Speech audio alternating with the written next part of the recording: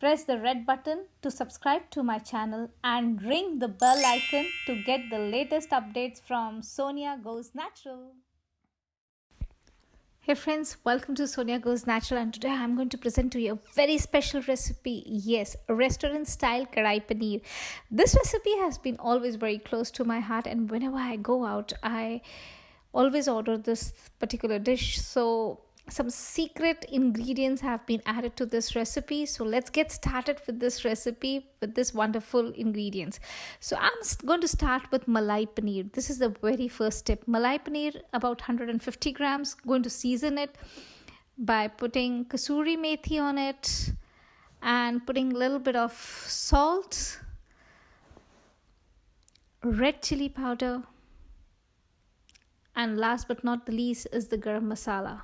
Yes, so this is kept aside so that the flavors of the spices go into the cottage cheese when we are cooking it. Now into the same bowl I'm taking about 1.5 teaspoon of oil, and I'm going to roughly put the roughly chopped onions into this.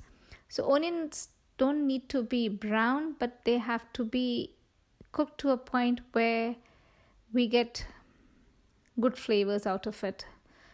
So this is a point where I'm going to add about 2 small tomatoes or 1 medium size tomato.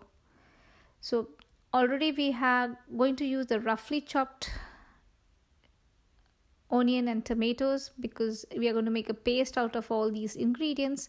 Here are 3 cloves of garlic and about 3 small pieces of ginger. So we are going to make a nice paste out of this, cooking them properly and then making the paste when it cools down.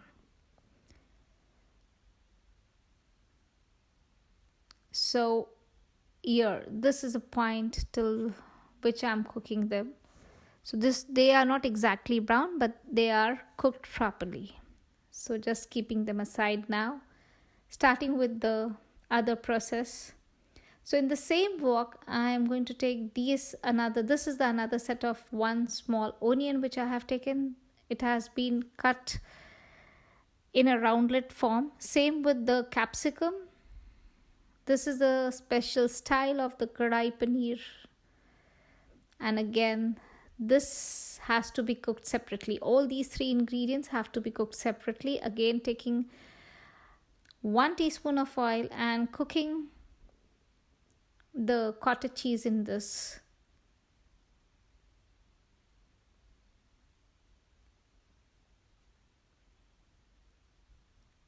So these masalas ensure that cottage cheese is cooked with lovely flavors in it. So now at this point, you will see the cottage cheese is cooked properly. So I'm just shelling this out.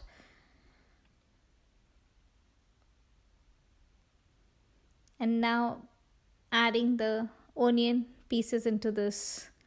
So I'm not taking separately every time oil, but the wok already has oil into this. So I'm just lightly sauteing the onion and the capsicum and the cottage cheese into this. Now in this masala which I had prepared, I'm adding some cashews, about 5 to 6 cashews to get that rich flavor in the gravy. Now these onions have been cooked. They are translucent. I'm just taking them out.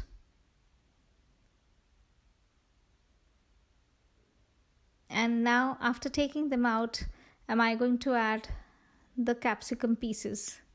Again, the capsicum pieces are cooked to a point so that the green color, the fresh green color, is retained in the capsicum. That crispiness of the capsicum with the color and the texture is retained. Is this what we want? Now in a fresh wok, I'm taking the oil which was left previously, adding a little bit of additional oil. This is the same flavor oil which we had in the wok earlier, so I'm not using much oil here. Putting 2 dry red chilies, and a bay leaf, little bit of cumin seeds. This is the ground masala for the gravy. Now the gravy has been crushed and I'm just putting this and I'm going to cook it to the point where it leaves the oil. So before letting it cook, I'm going to put some masalas into this.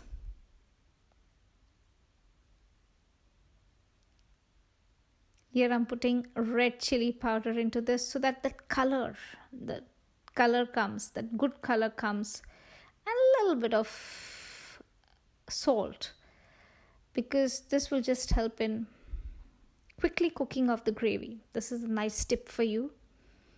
So just putting it aside about for 5 to 7 minutes. Now this is the secret ingredient which the restaurant wala puts along with the kasuri methi. This is cardamom powder. Yes, the cardamom powder is about half a teaspoon. And now am I going to add the already cooked cottage cheese, the onions, and the capsicum.